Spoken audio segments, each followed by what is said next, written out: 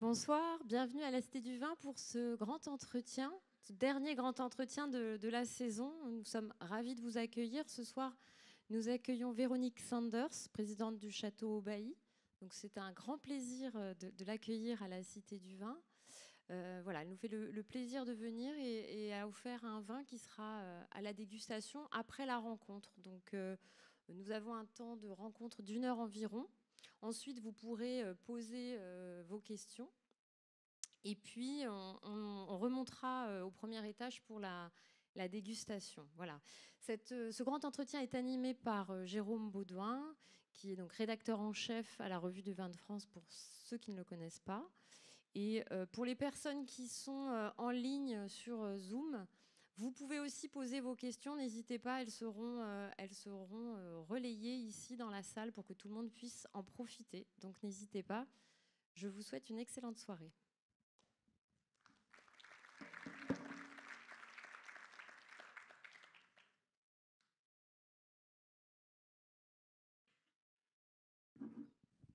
Bonsoir. Je vous invite à un voyage, pas très loin d'ici, puisqu'on va aller à Ognan, avec une personnalité d'une grande sensibilité, et j'espère que vous le sentirez tout au long de l'entretien, et qui a une relation très intime avec la propriété qu'elle dirige, qui s'appelle Château Aubailly, et dont vous aurez l'occasion de goûter le 2014, qui est particulièrement ouvert en ce moment, et que nous goûterons après l'entretien. Et donc, je vous demande d'accueillir chaleureusement Véronique Sanders.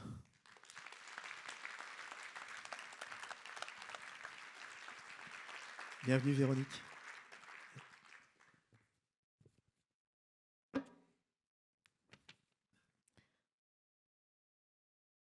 Alors c'est un immense plaisir de vous recevoir ce soir. Et avant d'aborder la relation entre vous, le château, le lieu, il me semblait important qu'on parle un peu d'histoire. Et donc de l'histoire de la propriété. Et en fait, en préparant l'émission, vous m'avez montré un livre qui date du début du XXe siècle, qui représente en fait les premiers crus classés de Bordeaux, et puis quelques outsiders, et Aubailly en fait partie. Alors on la voit à l'écran. Est-ce que vous pouvez nous raconter cette image en fait ? C'est une image très forte, c'est une image qui a été d'ailleurs une inspiration pour moi quand j'ai démarré à Aubailly. C'est la première page d'un très beau livre qui avait été fait par Henri Guillier et qui était publié dans les années 1900-1905. C'est ça. Il y a eu plusieurs éditions d'ailleurs. Et chaque page de ce très beau livre est l'histoire d'un château. On a quelques photos et au dos, l'histoire du château. Et je pense que d'ailleurs, ça servait aux négociants qui voyageaient pour raconter le château. Raconter les châteaux. Et la première page du livre, c'est un petit peu le top 8 de l'époque. Et au cœur de l'image, on voit Yquem, évidemment, le premier des premiers. Et puis on voit aussi Laffitte, La Tour, Margaux, Aubryon, Ozone. Et voilà. Sur le côté, en haut à gauche, on voit deux outsiders, Mouton Rothschild et au-dessus, Aubailly, qui à l'époque portait cette dénomination un petit peu étonnante de premier cru exceptionnel. Alors ça... Mais c'est une image qui a marqué mes débuts, puisque quand je suis arrivée, on en parlera sûrement tout à l'heure, mais Bob Wilmers m'avait demandé qu'est-ce que je voulais faire à Aubailly. Et je m'étais dit que si cette image avait existé dans le passé, il fallait que je creuse encore l'histoire de Aubailly pour comprendre et pour pouvoir créer le présent et imaginer le futur. Et l'histoire d'Aubailly a été ponctuée comme ça de grands personnages, et notamment un personnage, le voilà, Alcide Bello des Minières, surnommé le roi des vignerons. Quelle trace a-t-il laissé à Aubailly ? Alors, dans l'histoire de Aubailly, et c'est ce que notre historienne nous a rapporté, tous les propriétaires, ou presque tous, ont été des hommes très charismatiques, des personnalités fortes, qui ont marqué leur temps, leur époque, Et Alcide Bello des Minières en est un. Mais c'est vraiment, il a créé un âge d'or à Aubailly assez extraordinaire. Et la photo précédente, on lui doit. Et lui était en fait un ingénieur de l'aréole qui avait fait fortune aux États-Unis, entre autres dans le commerce transatlantique. C'est ça. Et il était revenu à Bordeaux avec une fortune. Et il avait acheté Aubailly en 1872. Et d'ailleurs, c'est lui qui a construit le château. Et il était convaincu qu'il avait un terroir magique, il appelait ça la croupe magique, et puis qu'il faisait un nectar. Et ce nectar, il a réussi quand même à le vendre effectivement au même prix que les premiers crus classés pendant 70 ans, plus de 70 ans. Donc c'est vraiment... et alors cet homme était passionné, c'était un scientifique, c'était un ingénieur, donc il passait son temps à créer des outils, inventer des produits, des potions. Il s'est débattu comme un forcené pour que nos vignes ne soient pas greffées. Il était contre le porte-greffe américain. Ouais. Pour lui, ça donnait des vignes bâtardes. Il y a des lettres extraordinaires de lui. Et puis, il a fini évidemment par jeter l'éponge, ou en tout cas ses successeurs. Mais c'était un homme assez extraordinaire. Et tout à l'heure, on parlera aussi de sa manière de planter la vigne et de faire l'assemblage, qui était très particulière. Enfin, je peux peut-être en dire 2 mots tout de suite. Voilà, donc en fait, Alcide Bello des Minières, à Bordeaux, on fait des vins d'assemblage. Et ce que tout le monde a oublié, c'est que l'assemblage, auparavant, on le faisait dans les vignes. Et il avait une recette très particulière. Il plantait 1/12 de Merlot, 1/12 de Carmenère, 1/12 de Malbec, 1/12 de Cabernet Franc, 1/12 de Petit Verdot, et 7/12 de Cabernet Sauvignon. Et ces vieilles vignes qu'il a plantées, on les a toujours devant le château. On a 4 hectares de très vieilles vignes qui sont plus que centenaires, et on conserve cette complantation en fait de cépages historiques. Et vous les vendangez ensemble? Non. Alors, mon grand-père les vendangeait ensemble, et puis moi, à partir du millésime 2000, j'ai souhaité qu'on les vendange en tri séparés. Et alors, on ne le fait pas par cépage, parce qu'il y a trop peu de certains cépages, mais on le fait en 2 tris. Le tri des cépages, le premier tri, c'est les cépages précoces, et puis on attend 10-12 jours, et on ramasse les cépages tardifs, et on va marquer chaque pied de vigne au moment de la véraison, l'été, pour savoir si ça va être un cépage précoce ou tardif. On le refait chaque été, parce qu'en fonction de la climatologie de l'été, certains cépages basculent dans un groupe ou dans l'autre. Donc c'est vraiment un travail de grande précision, et ça montre ce travail de haute précision qu'on peut faire à Aubailly. Mais ça se traduit dans les vins. Absolument. Votre grand-père, lui, votre arrière-grand-père, achète la propriété en 1955, mais il n'est pas du tout bordelais. Vos origines ne sont pas bordelaises. Alors, qu'est-ce qu'il vient faire à Bordeaux? Il est belge et il débarque à Bordeaux. Qu'est-ce qui lui arrive? Alors en fait, il avait débarqué un peu plus tôt que ça. Alors toutes les femmes dans la famille sont bordelaise, ou de la région de Bordeaux. Et mon arrière-grand-père Daniel, qui était belge à l'origine, avait été blessé pendant la Première Guerre mondiale, envoyé en Angleterre, puis envoyé à Bordeaux pour être soigné. Et mon arrière-grand-mère était bénévole et en tant qu'infirmière. Et je crois qu'ils se sont rencontrés là. Puis il a été hébergé, puisqu'il était un client. Il achetait des vins en Belgique. Enfin, ses parents achetaient des vins en Belgique aux parents de mon arrière-grand-mère, qui était négociant en vin à Barsac. Donc il atterrit à Barsac. Et assez rapidement, ils vont acheter, ils se marient, et assez rapidement, dans les années 30, ils achètent une très jolie propriété à Barsac qui s'appelle le château du Maine. Ouais. Un petit bijou de 12 hectares, il y avait 8 hectares de vignes, il y avait un très beau parc. Et ils vont commencer à se développer, continuer l'affaire de négoce, puisqu'ils étaient négociants en vin en Belgique. Et en 1955, qui était une période très difficile pour la viticulture, c'était après... on sort de la guerre, en pleine crise économique des années 30, Seconde Guerre mondiale, et la plupart des propriétés ne valaient rien, ou en tout cas, elles valaient le prix qu'il fallait y mettre chaque année pour continuer l'affaire. Et dans quel état était Aubailly quand il rachète la propriété? Elle était à l'abandon ou en triste état? Elle était comme tout Bordeaux. Elle n'était pas en très bon état. C'était des périodes très difficiles pour les propriétés. Ma grand-mère disait toujours qu'il valait mieux être fille de médecin que fille de propriétaire. C'était vraiment compliqué. Et puis juste après 55, on a eu le gel de 56. C'est ça. Donc un peu comme les périns carbonieux, ils arrivent et puis nous pareil, et il a fallu arracher beaucoup de vignes. Heureusement, les fameuses vieilles vignes n'ont pas été touchées, mais beaucoup de parcelles ont été replantées en 59 à Aubailly. Aujourd'hui, j'en suis ravie parce que c'est des vins magnifiques, mais il y a eu beaucoup de replantations dans les années entre 59 et 63. Et quelles étaient ses ambitions quand il arrive en 55 à Aubailly? Qu'est-ce qu'il veut faire avec ce vin? Est-ce il veut le remettre dans l'élite comme on l'a vu au début du XXe siècle, ou est-ce il veut en faire un vin plutôt commerçant pour pouvoir alimenter son négoce? Quelle est son ambition? Je crois que son ambition, c'était de faire des très bons vins. Vous savez que les Flamands ont le goût pour la bonne chair et les bons vins. Il y avait une vraie culture, une culture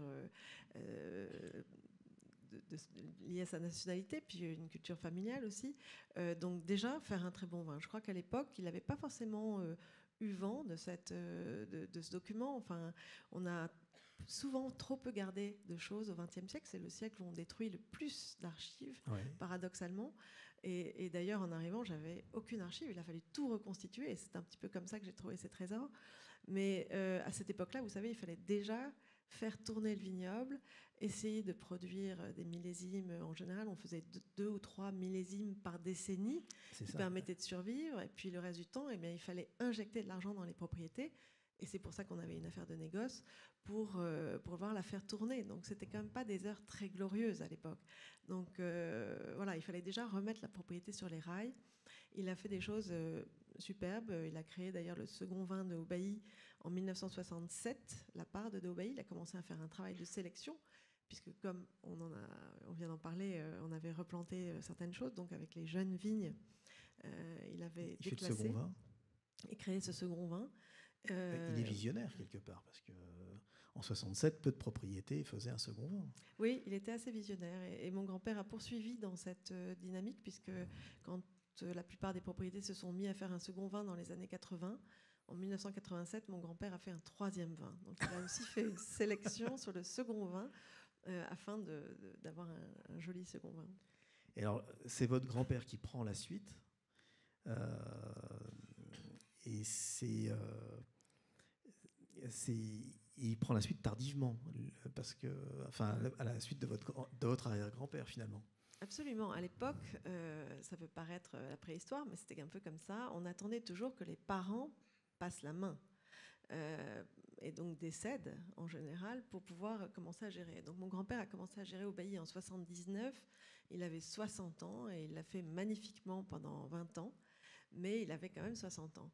Il était absolument, même à 80 ans, il était toujours très jeune, donc ça n'a jamais été un problème. Mais c'était particulier. Et ces propriétés, on les gérait un peu comme des hobbies finalement, parce qu'on avait un métier la semaine et on gérait la propriété le soir et le week-end. Ça n'est pas du tout ce qu'on fait aujourd'hui, où on a des générations qui ont été formées, qui sont dédiées à 100%. Du matin jusqu'au soir et du soir jusqu'au matin, où vraiment on est complètement dans la vie de la propriété. À l'époque, c'était beaucoup plus chaotique, si je peux dire. Alors vous allez arriver après votre grand-père, mais vous grandissez dans le nord de la France, vous faites vos études à Paris, c'est ça? Qu'est-ce qui vous a attiré vers Aubailly? D'abord, qu'est-ce que vous avez fait comme études? Parce que vous ne faites pas des études d'œnologie. Non, je ne fais pas d'études d'œnologie. D'abord parce que mon grand-père était bien aux manettes. Ensuite, je fais Hippocagne et Cagne dans la section scientifique qui venait de se créer à l'époque. Donc littéraire, mais avec une formation économique, sciences sociales et mathématiques. Il y avait 15 places pour toute la France à Normal Sup. J'ai bien sûr échoué, j'ai pas eu Normal Sup, et j'ai poursuivi par une licence de sciences économiques, et puis ensuite le magistère du CELSA à la Sorbonne pendant 3 ans, qui m'a donné une formation dont je me sers d'ailleurs au quotidien dans notre métier, que ce soit l'économie, les sciences sociales, la communication, le marketing, tout ça, ce sont des choses dont on a besoin tous les jours. Et puis, moi, j'ai toujours été dans les bottes de mon grand-père depuis que je suis petite. que vous alliez un jour revenir ? Je sais pas, il racontait toujours que mon premier voyage commercial, je l'avais fait à l'âge de 3 ans. J'avais été visiter des clients en Belgique avec lui. Je prenais des jours de congé quand je travaillais à Paris pour pouvoir faire des dégustations avec lui. Enfin, c'était un vrai plaisir. Et à chaque fois que je venais ici, j'ai fait les vendanges pendant une dizaine d'années. À chaque fois que je venais, je me souviens que en repartant vers le nord, je pleurais pendant une semaine. Ah oui. Voilà. Donc c'était vraiment un choix de cœur. C'était peut-être l'appel du terroir, je ne sais pas. Mais à chaque fois que j'étais là, je sentais très fortement quelque chose qui vibrait. En fait, vous vous sentiez déraciné dès que vous repartiez chez vous. Voilà. En fait. Et les odeurs, les lumières, les saisons qu'on vit très fortement ici, j'aimais tout ça. Voilà. Donc, et qu'est-ce qui vous fait basculer justement pour travailler avec votre grand-père ou prendre la suite de votre grand-père ? Parce qu'il y a un quiproquo quand même. Il y a une drôle de choses qui va se passer à ce moment-là. Alors, après effectivement avoir travaillé quelques années à Paris, chez Publicis, et puis dans une agence de relations publiques où je m'occupais à la fois des 50e anniversaire du journal Le Monde et puis des ouvertures de McDonald's en France, enfin des choses très diverses et variées. J'étais partie en Allemagne.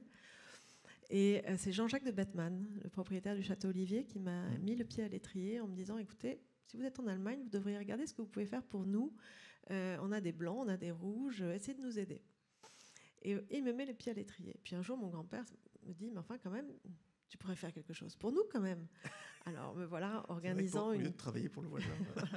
une dégustation à Hambourg. Il vient, il était ravi, etc. Puis de fil en aiguille, les choses se débloquent un petit peu. Et là, on commençait dans la famille à dire, peut-être une partie de la famille aurait voulu vendre au bailli. Et je me suis dit, ça serait vraiment très dommage. Donc j'ai décidé de rentrer à Bordeaux pour reprendre les études.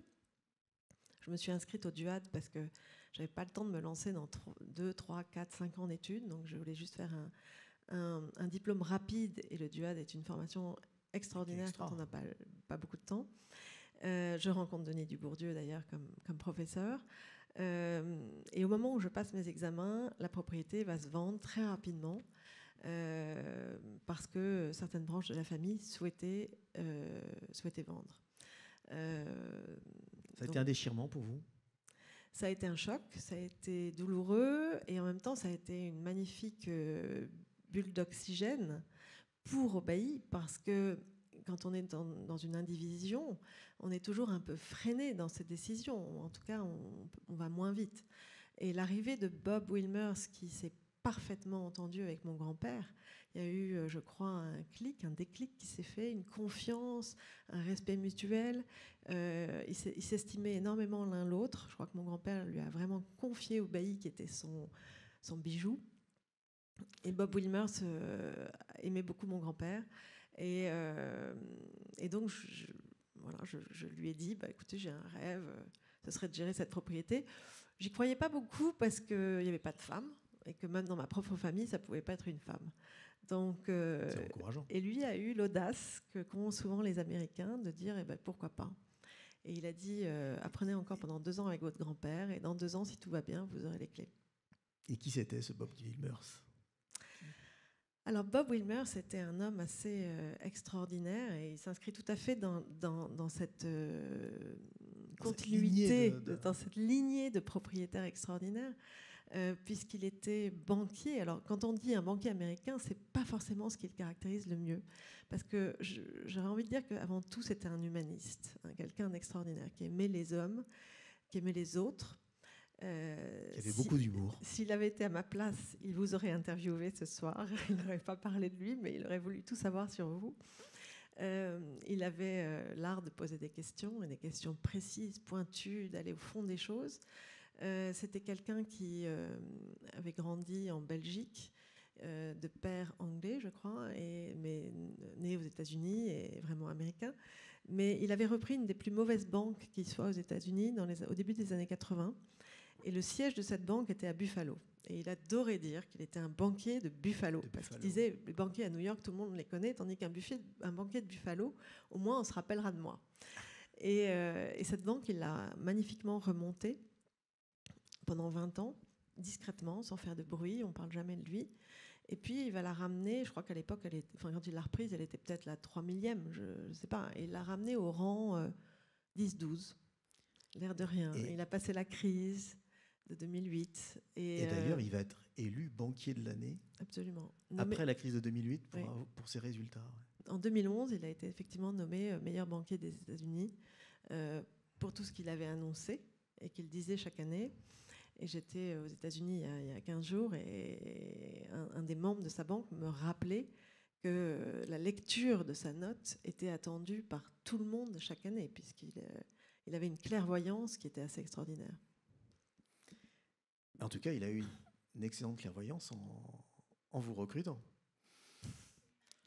Ça, je ne sais pas, mais en tout cas, il est certain que ce choix, je l'ai fait par passion, qu'il a peut-être senti ma motivation et ça, c'est un moteur. La passion est un moteur extraordinaire. C'est-à-dire qu'il avait mis une condition.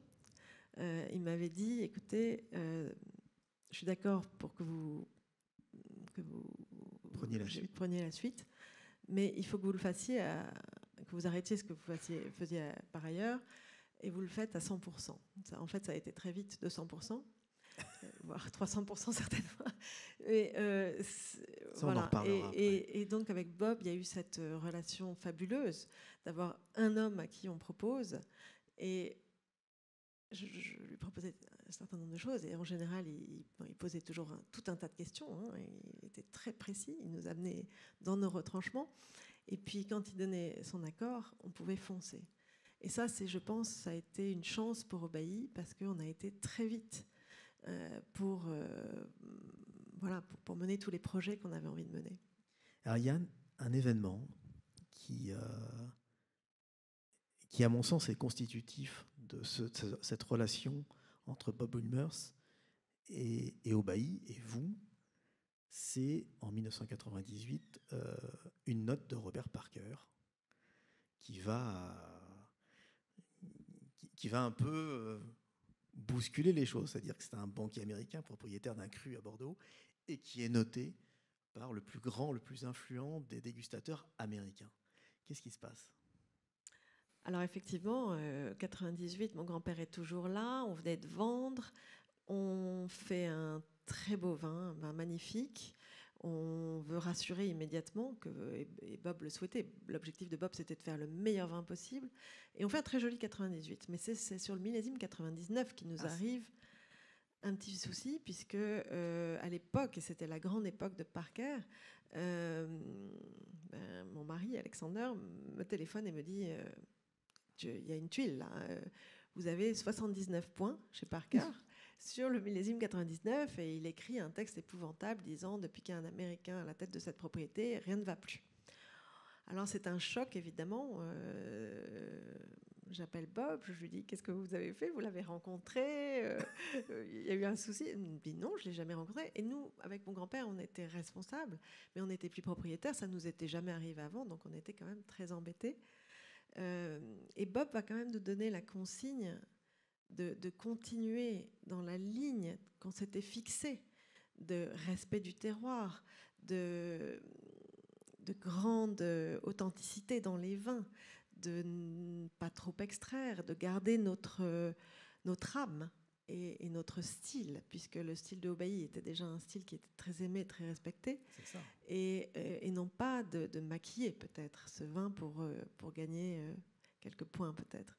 Et puis j'ai compris cette année-là que la distribution était très importante, parce qu'il y a un de nos grands clients américains que je suis allée voir justement le mois dernier pour fêter ses 25 ans de la famille Wilmers là-bas, parce que lui nous a tout de suite soutenus en me disant, en écrivant à tous ses clients et en disant Parker s'est trompé, vous devez faire confiance à Obéi et acheter ce vin. Et là je me suis dit waouh, ça c'est courageux. Et c'était finalement pas mal de commencer comme ça, parce que j'ai pu voir sur qui je pouvais compter. Et ça a été décisif. Voilà. C'est plus que décisif, parce que ça permet de tracer une ligne indépendante d'un dégustateur qui tout à coup dit que le vin n'est pas bon, alors qu'en fait... mais il va revenir sur sa décision. Oui, un an plus tard, il fera amende honorable en disant qu'il s'est trompé, effectivement, et il va remonter la note. mais tranquillement, c'est pas encore des grosses notes. À l'époque, on était vraiment, voilà, au Bailly avait un style très particulier, hein, ce rien de trop que définissait mon grand-père. C'est ça. Mon grand-père disait toujours qu'un grand vin, c'est un vin qui a tout, mais pas trop. Et on était déjà, alors aujourd'hui c'est très dans l'air du temps, je pense qu'on était un petit peu avant-gardiste à l'époque, mais on était déjà dans ce style de rien de trop. Et je m'en réjouis tous les jours quand on goûte les vins qu'on a fait il y a 25 ans. Ah, mais ça, je m'en doute. Il y a quand vous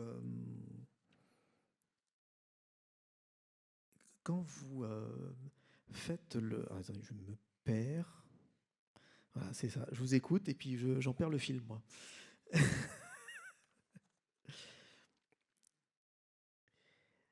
Quand vous prenez les rênes de Aubailly, votre grand-père est encore là. Bon, après, vous les prenez seuls, les rênes. Est-ce que vous avez conscience que quelque part, vous perpétuez la lignée des Sanders, l'esprit Sanders, même si c'est Bob Wilmers qui est qui est le propriétaire. C'est-à-dire que même au-delà des Sanders, c'est Bello de Minière, c'est une lignée de personnes qui vont construire un style de vin en mettant chacun leur touche. Est-ce que vous avez conscience de ça quand vous reprenez les rênes de la propriété ? Pas du tout. Parce que d'abord, je suis une femme, donc C'était dur d'être une femme, parce que vous étiez quasiment la seule femme d'ailleurs. Je vous coupe, mais vous avez été longtemps la seule femme directrice d'un domaine, d'un cru classé prestigieux. Oui, alors j'ai toujours considéré que c'était un avantage. D'abord, on ne donnait pas la parole aux femmes, donc ça me permettait d'écouter et d'apprendre. Et ça pendant au moins 4-5 ans, j'ai pu écouter et apprendre avant qu'on m'autorise à dire ce que je pensais, donc c'était très pratique. Ensuite, quand on est une femme, on est souvent très bien placé. Donc j'ai toujours eu la chance d'être placée à côté de gens qui m'ont beaucoup appris. J'ai toujours trouvé que c'était un avantage. Ce qui n'était pas facile, c'était qu'il fallait faire ses preuves. J'avais tout à démontrer, et donc je pense que dans les premières années, j'étais pas du tout dans l'idée du lignage. J'étais juste dans l'idée de me dire, il va falloir que je fasse aussi bien que ce que mon arrière-grand-père et mon grand-père ont fait. Il va falloir qu'on ne démérite pas, et puis après on verra ce qu'on peut faire de mieux. Et donc après, il y a eu cette espèce de... on fonctionne beaucoup à Aubailly avec un peu cette philosophie de l'amélioration continue. Vous savez, cette philosophie japonaise du kaizen, le progrès par l'amélioration, hein, et c'est un travail collectif. Donc on est tous en train tout le temps de se remettre en question. On est vraiment dans le doute. Et chaque année, on a en fait mis bout à bout des choses qui nous ont permis de gagner en précision, de gagner en densité, de gagner en pureté, de gagner en élégance, et puis surtout d'asseoir cette consistance pour laquelle Aubailly est très connu. Aubailly est connu pour ses grands millésimes, mais Aubailly est surtout connu pour ses petits millésimes. Et de faire des grands vins dans les petits millésimes, ça c'est quelque chose d'assez extraordinaire. Et c'est à ça qu'on reconnaît les très grands. C'est à ça qu'on reconnaît les très grands. Et je crois qu'aussi un grand vin, c'est un vin qui s'inscrit dans la durée. C'est-à-dire que c'est assez facile de briller pendant quelques années. Vous arrivez, vous êtes jeune, vous êtes nouveau, entre guillemets. On parle de vous.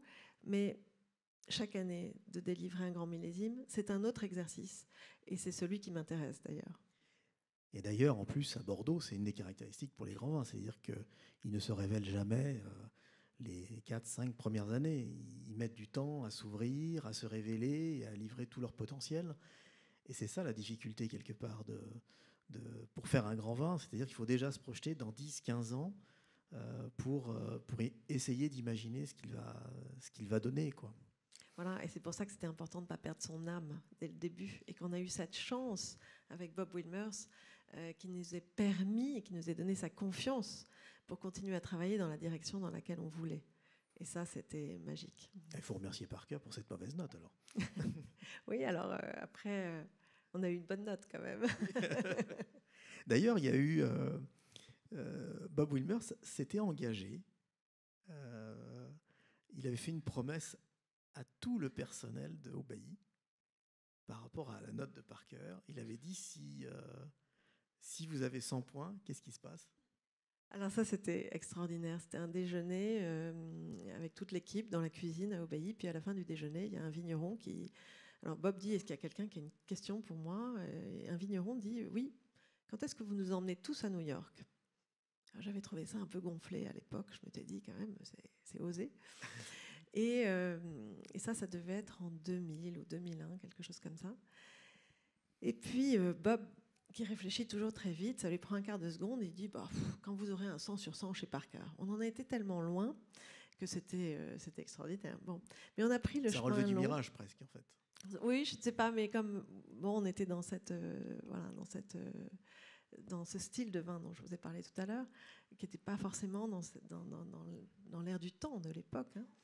Mais on a pris le chemin long, on a gardé cette philosophie, on a poursuivi ce travail de progression étape par étape, et puis effectivement pour le millésime 2009 on a eu ce 100 points. Alors j'ai appelé Bob, je lui ai dit écoutez, voilà, j'ai une bonne et une mauvaise nouvelle pour vous. La bonne, c'est que vous avez une très belle note. La moins bonne, c'est que si vous voulez garder votre parole, il va falloir emmener tout le monde à New York. Et c'est là que Bob était génial, évidemment. Il a invité tout le monde à New York. On est tous partis dans ce voyage. J'ai vu en arrivant à l'aéroport les yeux qui brillaient de l'équipe. Et là, j'ai su que ça allait être un voyage très spécial. Et ça a été un voyage très spécial. Bob avait organisé d'ailleurs un grand déjeuner dans la salle du conseil de son bureau à New York. Il avait organisé tout un programme pendant 3 jours extraordinaire, et tout le monde est reparti encore plus motivé qu'avant. Et c'est vrai que ça a été un autre point de départ, parce que dans l'avion, avec Gabriel Viala, le directeur technique de la propriété qui est là depuis plus de 20 ans, on discutait, et puis je dis à Gabriel, c'est sympa quand même d'aller fêter cette note. Il me dit, oh là là, ça nous met tellement de pression. Je dis, qu'est-ce que vous voulez dire? Il va falloir qu'on soit toujours meilleur et qu'on aille toujours plus loin, toujours plus haut. Et puis là, on avait le temps, évidemment, le temps du vol pour New York, et on a commencé à se faire une liste à l'après-vert de tout ce qu'on devait faire dans ce projet qu'on a appelé d'ailleurs Obéi demain. Et quand on est rentré à Bordeaux, on avait notre feuille de route pour les 10 années suivantes. Voilà. Ça, c'est formidable. Et là, il y a quelque chose dans le vin de Obéi qui, moi, me touche particulièrement. On en a déjà parlé. C'est l'harmonie qu'il y a dans une forme de triptyque entre le lieu. C'est un lieu très harmonieux. Vous verrez le chai, le nouveau chai, qui est niché dans la nature. Mais la croupe, le lieu est absolument incroyable. Donc c'est ce lien qui est très fort, très puissant entre le lieu, le style du vin, qui est discret, qui effectivement n'est pas trop, il n'y a rien de trop, et vous. Et il y a cette sensibilité, et on retrouve cette sensibilité partout. Alors c'est un travail d'équipe, mais il y a du Véronique Sanders dans ce vin. Comment vous avez fait? Et comment vous l'expliquez? Ça, c'est une question délicate. Il y a une très belle équipe à Obéi. Il y a une équipe qui est de gens passionnés. J'ai des collaborateurs qui sont avec moi depuis 20 ans, 25 ans. Il y en a qui sont même là depuis 30-35 ans. Vous voyez. Donc il y a une fidélité dans cette équipe de Obéi qui est extraordinaire. Il y a des gens dévoués. Et dans les jeunes collaborateurs, je me régale tous les jours. C'est une équipe que j'aime.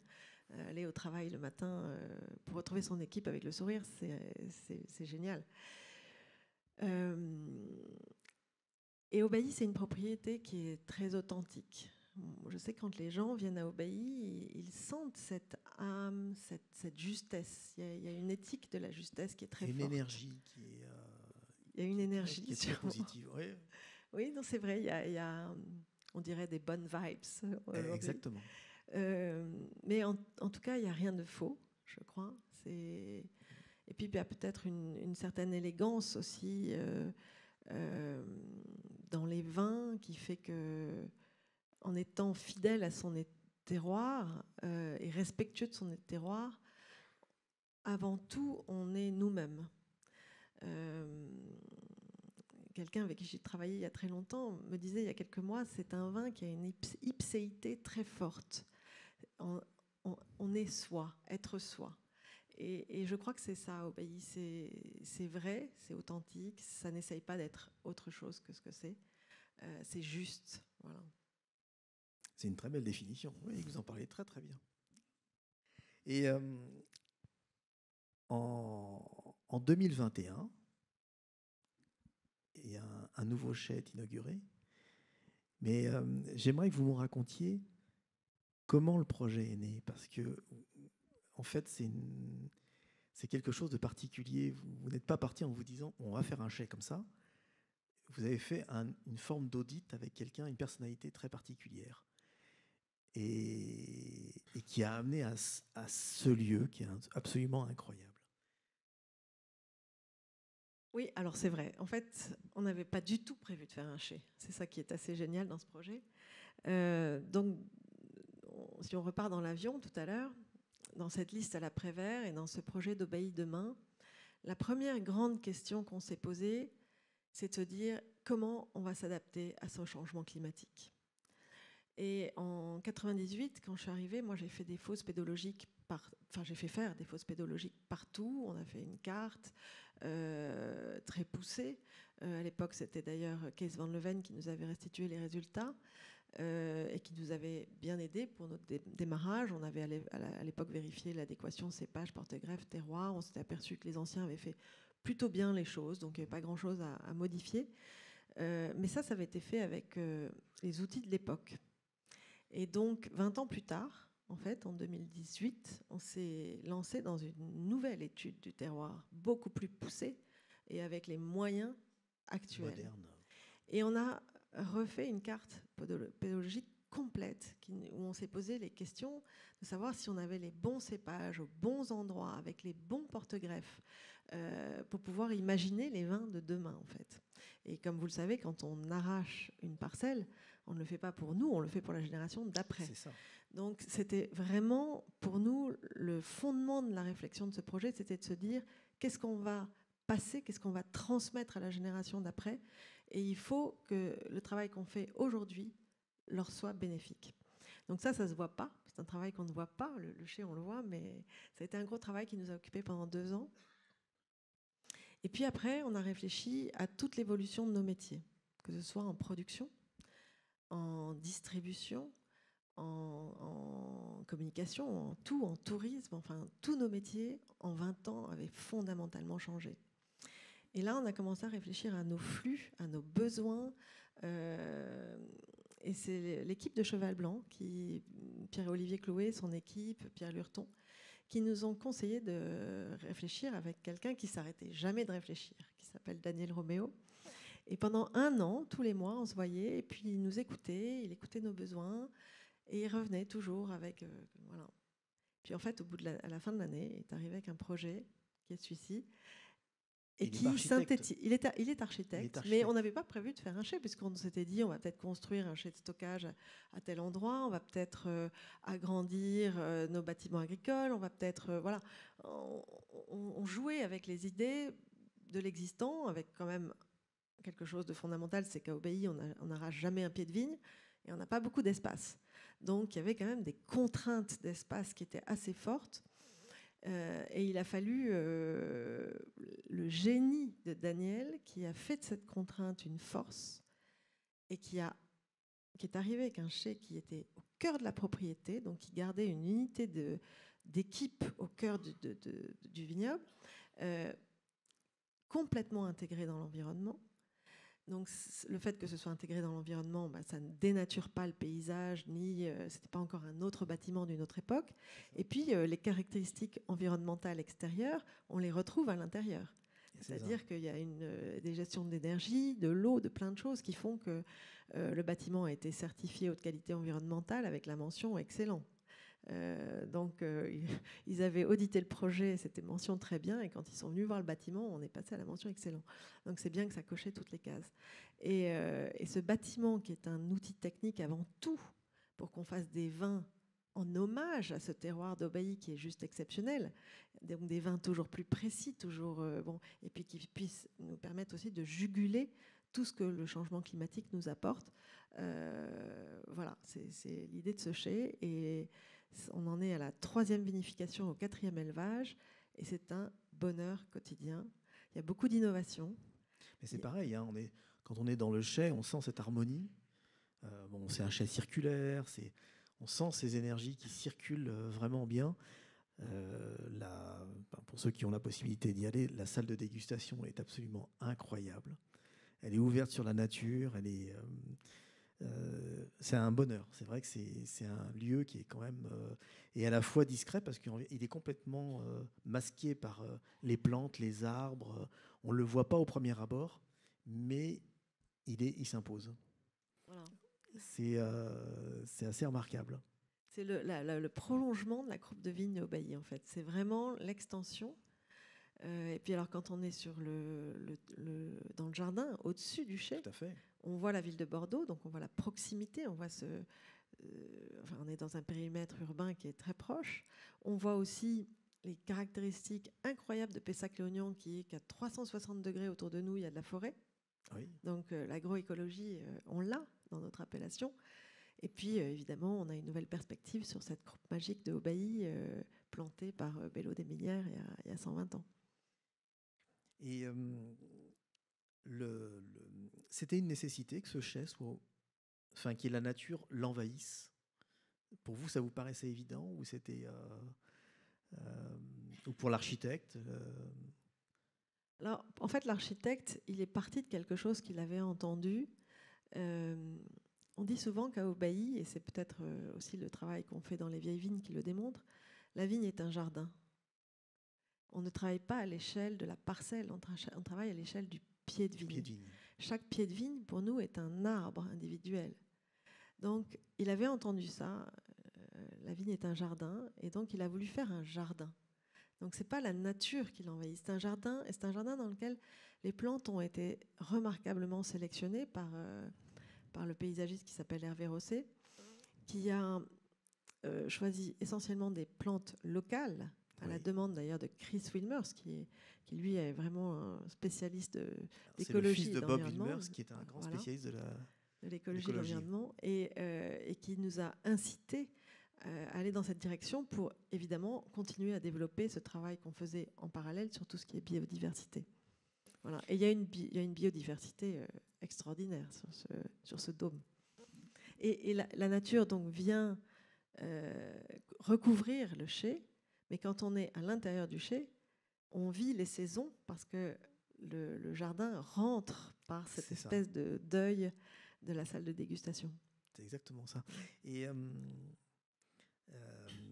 j'invite tous ceux qui veulent aller le voir. C'est vraiment c'est un des plus beaux chais de Bordeaux. Franchement, c'est pas le plus grand, mais c'est un des plus beaux chais. Il y a une autre facette d'Haut-Bailly qui est que les gens connaissent peut-être moins. C'est l'onotourisme. On pense souvent à Smith-Olafite sur Pessac-Léognan, mais Haut-Bailly est un haut lieu onotouristique. Vous avez une table d'hôtes remarquable. Vous avez une autre propriété, Château-le-Pape, qui a des chambres d'hôtes.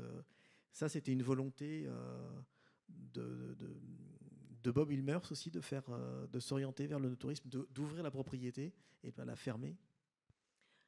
Alors, je crois que c'est d'abord culturel, c'est-à-dire qu'on dit toujours que Bordeaux est fermé. Il y a comme ça quelques idées préconçues sur Bordeaux. Bordeaux est fermé, Bordeaux est arrogant, Bordeaux est cher. Je m'oppose contre les trois. Et quand j'étais petite, toutes mes vacances d'été, on aidait mes grands-parents à recevoir. On allait faire des visites, aider mon grand-père à faire des visites à Haut-Bailly. On aidait ma grand-mère à faire des repas pour 20, 30, 40, 50 personnes, parfois certains jours. Toutes les petites filles étaient au garde à vous. Et voilà. Donc, ce nouveau mot de no-tourisme, à l'époque, on le faisait, on n'appelait pas ça le no-tourisme, mais on a toujours reçu. Et je pense qu'il y a d'autres propriétés à Bordeaux. Je pense au Barton, par exemple, ou au Caz. Il y a plein de propriétés à Bordeaux qui ont reçu depuis très longtemps. Alors, recevoir encore plus, encore mieux, et dans les conditions actuelles, oui, c'était une volonté de Bob et son épouse Elisabeth. et de restaurer les maisons, de leur donner une âme, de les faire vivre, d'avoir des odeurs de cuisine dans les maisons, des chambres dans lesquelles on peut loger.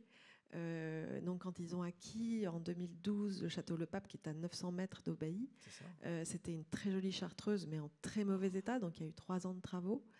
Et on y a ouvert effectivement quelques chambres qui viennent faire le relais de la table privée de Aubailly, où là,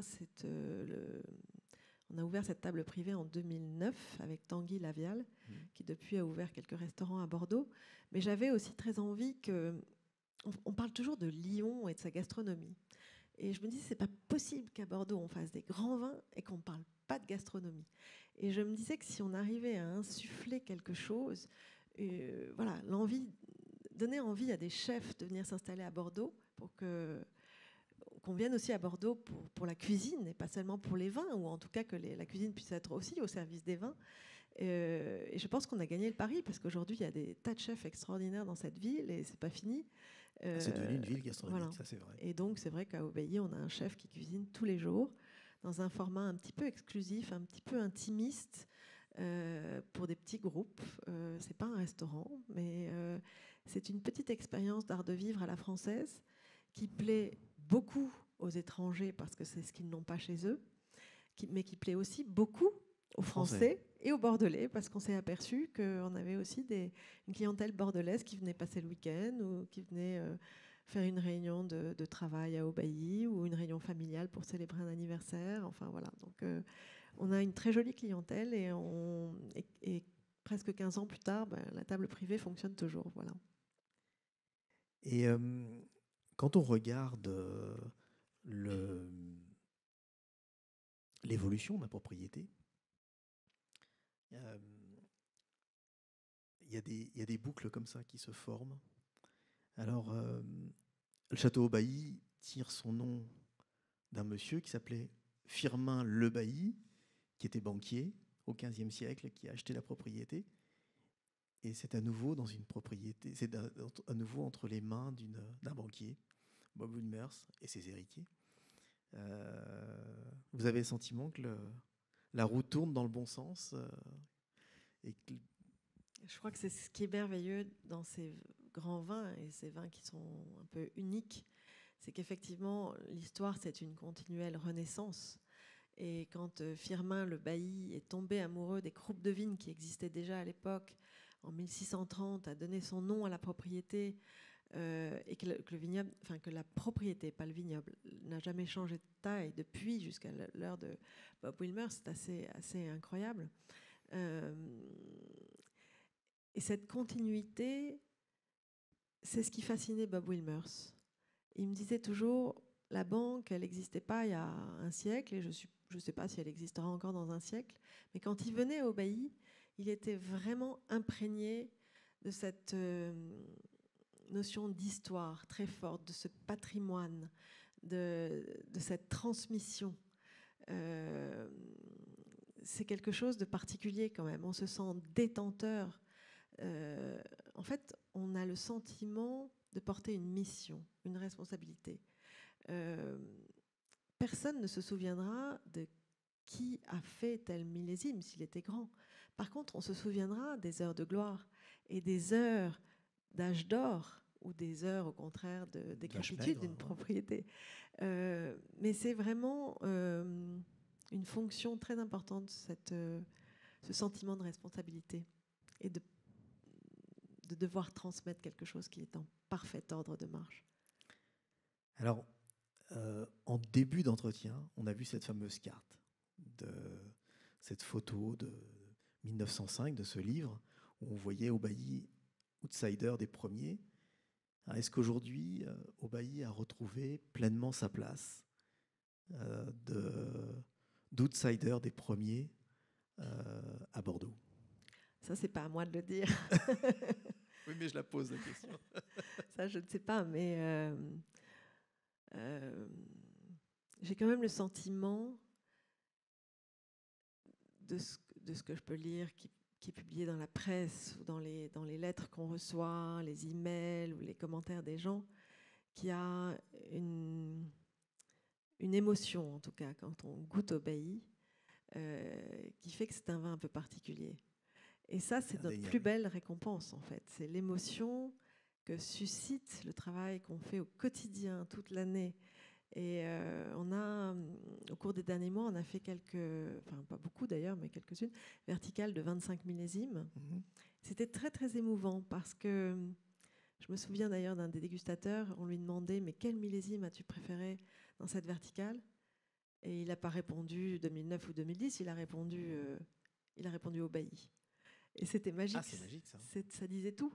Ça disait juste qu'il n'y a pas de petit millésime ou de grand millésime à Aubailly. C'est un vin qui est là chaque année et qui délivre et qu'on peut acheter les yeux fermés chaque année. Quand j'ai démarré, Marcus Del Monego, qui n'était pas encore meilleur sommelier du monde à l'époque, m'avait dit « Aubailly, c'est l'arme secrète des sommeliers ». On le garde toujours en cave pour nos meilleurs clients et nos meilleurs amis parce que c'est tellement constant, régulier, on est sûr de ne pas se tromper et ça créera toujours une magnifique émotion. Voilà, il y a quelques jours, j'ai reçu un petit mot d'un négociant qui disait Aubailly, c'est du travail d'orfèvre sur un terroir de Formule 1. J'ai bien aimé cette formule parce que c'est pas mal. Ça dit ce qu'on fait. Je crois toute l'équipe est dans un travail collaboratif extrêmement précis, pointu et de remise en question constante. Et voilà, d'essayer d'aller vers l'avant, d'anticiper, de rester à l'avant-garde de tous les sujets qui nous occupent pour demain. Mais en tout cas, vous traduisez merveilleusement bien ce qu'on retrouve dans les vins. Merci. Et ça a été un plaisir. On va passer aux questions dans la salle. Il va y avoir un cube en mousse comme micro. Non, mais je ne vois absolument rien. Loïc, t'es où? Celui-là. Ah voilà. Et donc vous allez pouvoir poser vos questions.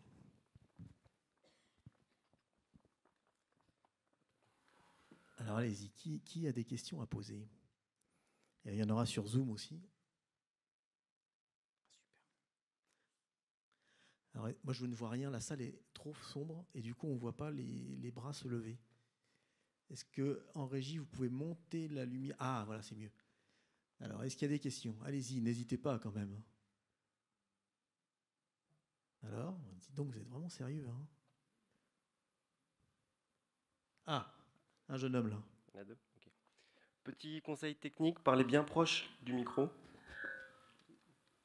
Et après, quand vous faites une passe pour passer à la personne suivante qui souhaite poser une question, vous pouvez soit lancer directement ou progressivement, juste faites attention aux caméras.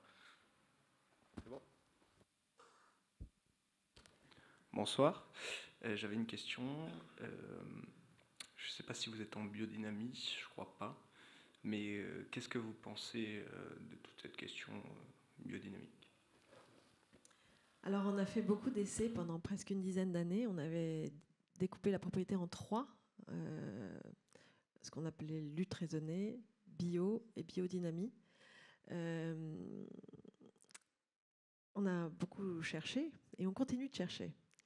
Notre problématique d'aujourd'hui, elle est plutôt de prendre du recul sur l'environnement en général et d'intégrer aussi les problématiques de bilan carbone. On a fait notre bilan carbone en 2009 qui nous avait donné aussi une certaine ligne de conduite. En parallèle, quand j'étais présidente des crus classés de Graves, on avait aussi mené une étude sur le cuivre dans nos sols des crus classés de Graves, en s'apercevant que le cuivre du 19e siècle n'était toujours pas absorbé. Et puis en développant aussi beaucoup de choses liées à la biodiversité grâce à l'aide extraordinaire de Chris Wilmers, parce que si Bob était là dans la finance, Chris, lui, c'était vraiment le grand spécialiste de l'écologie et des sciences environnementales.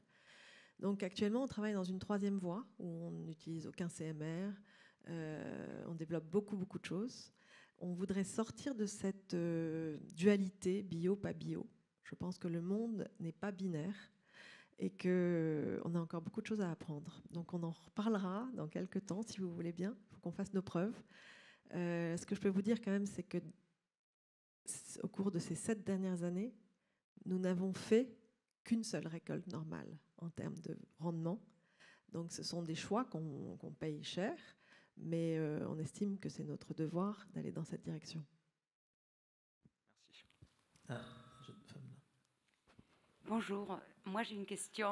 Donc, on sait que le secteur du vin traverse une crise de manière générale avec la consommation en France qui baisse, avec les prévisions quand même à 2030 qui sont quand même toujours en baisse. Face à ça, il y a cette nouvelle génération en fait que peut-être les secteurs de vin un tout petit peu oubliés qui aujourd'hui préfèrent choisir la bière plutôt que le vin. Vous dites, et je suis d'accord avec vous, en fait, le vin c'est le produit qui est tellement ancré dans l'ADN, dans l'art de vivre à la française. Tous les défis que vous avez, c'est comment en fait faire évoluer ce vin-là. Et d'ailleurs, vous parlez de vin de demain.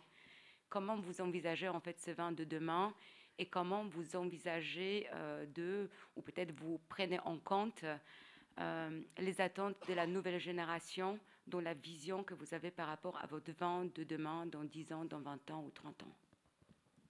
Sacrée question. Alors, merci pour cette question.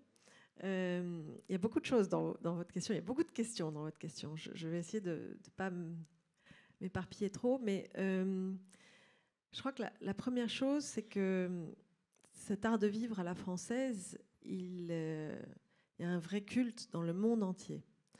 Vous allez à Taïwan, vous montez dans un taxi, vous dites que vous venez de Bordeaux, le chauffeur de taxi va vous parler du vin de Bordeaux. C'est assez extraordinaire. Donc, et partout où on plante de la vigne dans le monde, on va produire des consommateurs de vin. Des consommateurs de vin qui peut-être un jour buvaient de l'alcool de riz ou de la bière et puis qui vont s'orienter vers le vin. Donc il y a de plus en plus de vignobles qui se sont créés dans le monde, de plus en plus de consommateurs, plus en plus de jeunes aussi. Moi, je suis surprise de voir toutes ces grandes écoles en France ou à l'étranger, en Angleterre, aux États-Unis, partout dans lesquelles on va faire des dégustations avec des publics assez avertis. Donc le vin fait vraiment partie, enfin c'est un produit de civilisation, mais mondial. Nous, on vend 90% de nos vins à l'export dans 76 pays différents. Donc vous voyez que on diffuse aussi cette culture française de manière assez importante. Et si je réponds à la seconde partie de votre question, comment allons-nous faire pour nous adapter à cette jeune clientèle ? Je pense que le propre d'un grand vin, c'est de garder son âme, son fil et sa direction. On fait des vins qui vont être bu peut-être dans leur jeunesse, mais surtout dans leur maturité entre 20 et 50 ans. Et éventuellement, il y a encore des millésimes d'Aubaï qui ont 100 ans et qui sont exceptionnels. Donc, je pense qu'il faut faire le pari de l'avenir et que de conserver, en conservant ses racines, cet ancrage, et à nous, parents aussi, d'éduquer nos jeunes pour leur apprendre à quel point le vin est un produit de partage, de culture, d'éducation. C'est une discussion que j'ai beaucoup actuellement avec un de mes neveux qui me dit effectivement que les jeunes se détournent du vin pour d'autres produits, mais je suis confiante pour ce qui est en tout cas des grands vins qui restent un peu uniques. Et je crois qu'il y a un gros travail à faire sur des vins de consommation plus courante pour récupérer cette jeunesse qui ne devrait pas consommer de la drogue ou d'autres substances pour se détendre, mais plutôt un bon verre de vin. Alors, il y a une question sur Zoom. Alors, je pense que ça va être qui dit qui est maintenant propriétaire de Aubaï. C'est toujours la famille Wilmers. C'est toujours la famille Wilmers. Oui, alors oui, je comprends la question. Bob est décédé en 2017 et c'est donc la seconde génération de la famille. Donc Elisabeth, son épouse, est toujours en vie, bien sûr, et elle a 4 enfants et Chris, qui est le fils de Bob, forme donc à eux 5 la seconde génération de la famille Wilmers à gérer cette propriété. Voilà. Bah voilà. Est-ce qu'il y a d'autres questions dans la salle? Ah, madame. Hop. Hop là. Bonsoir. Bonsoir. Comment envisagez-vous de maintenir le style du vin auquel vous avez fait référence quand on fait face aux aléas du changement climatique? Excellente question. Ça nous occupe tous les jours et tous les ans. Alors, il y a d'abord tout un travail sur le matériel végétal, évidemment. La manière dont on cultive la vigne aujourd'hui n'a rien à voir avec celle qu'on faisait il y a 25 ans quand je suis arrivée. C'est-à-dire qu'on change tout. Il y a 25 ans, on avait rehaussé les palissages pour avoir plus de sucre, plus d'alcool, plus de densité. Aujourd'hui, on aurait plutôt tendance à rogner plus bas pour justement éviter d'avoir trop d'alcool. Donc il y a tout un travail, un peu, je ne vais pas rentrer dans le détail, mais qui se fait déjà à la vigne. Et ce qu'on peut dire et observer, et ça c'est fascinant, c'est voir à quel point la vigne est une plante résiliente. Il faut savoir que de tous les temps, Bordeaux s'est adapté. Les cépages qu'on a à Bordeaux se sont adaptés. Ils ont changé. On avait beaucoup plus de Malbec il y a un siècle. Il y avait, alors c'est depuis 25 ou 30 ans, on a planté beaucoup de Merlot à Bordeaux. Mais le Cabernet, par exemple, est une plante très, très résistante. Et ça, je pense qu'on tend aussi vers planter plus de Cabernet. Mais on est surpris depuis quelques années de voir la capacité des Merlots à résister aux chaleurs et à la sécheresse qu'on a eue. Donc, on est en train de découvrir, on apprend en marchant, et ça, c'est fascinant. Et puis après, en termes de vinification, on s'adapte effectivement au matériel qu'on a, qui arrive dans le chai. Et là, l'idée est d'extraire toujours moins, puisqu'en fait, on a une matière première qui est tellement riche, tellement généreuse, que l'idée, c'est de surtout vinifier comme une ballerine. Voilà. Y a-t-il d'autres questions ? Sinon, on va passer à la dégustation. Où ça ? Bonsoir. Ah, monsieur là-bas. Le rang au-dessus. Allez-y, lancez-le. Non, mais j'ai une question. En fait. Ah, excusez-moi. Bonsoir, merci beaucoup pour cet échange. Moi, j'ai une question. Alors, ça dépasse un peu, mais j'ai cru comprendre que vous aviez énormément réfléchi à toute l'intégration dans votre environnement.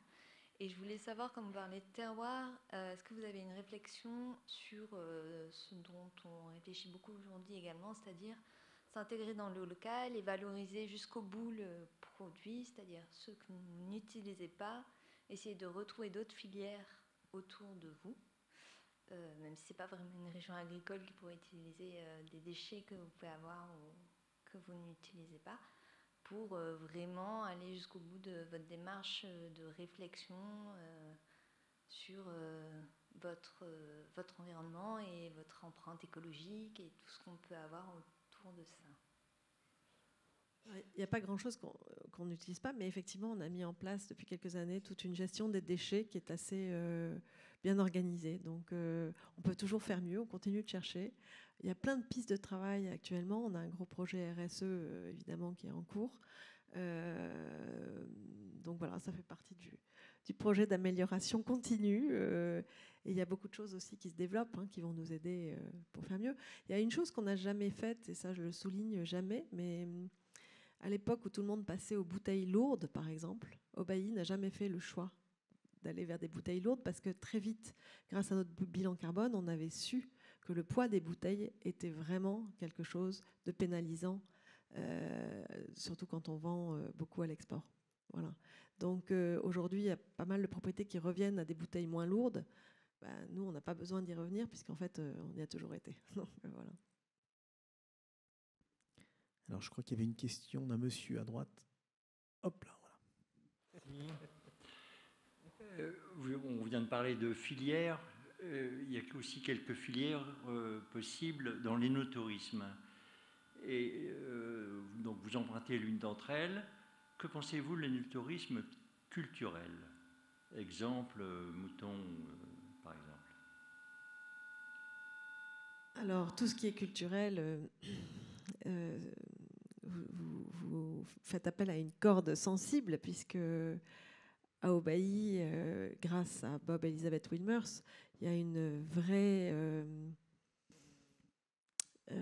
fibre à soutenir pour la plupart des musées de Bordeaux et l'opéra, la Cité du Vin un petit peu aussi, mais la chaire Denis Dubourdieu.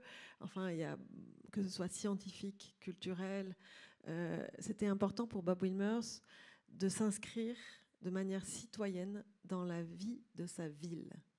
Et pour lui, c'est pas seulement donner de l'argent, c'était vraiment suivre en s'impliquant le résultat que ces dons pouvaient avoir sur la vie de l'établissement.